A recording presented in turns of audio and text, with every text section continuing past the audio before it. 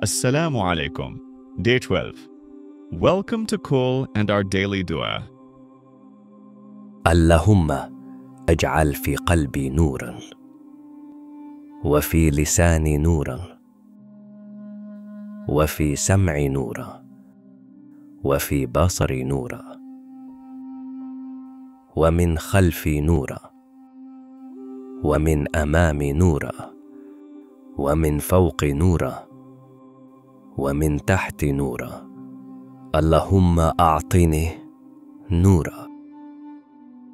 O Allah, place light in my heart, light on my tongue, light in my hearing, light in my sight, light behind me, light in front of me, light above me, and light below me.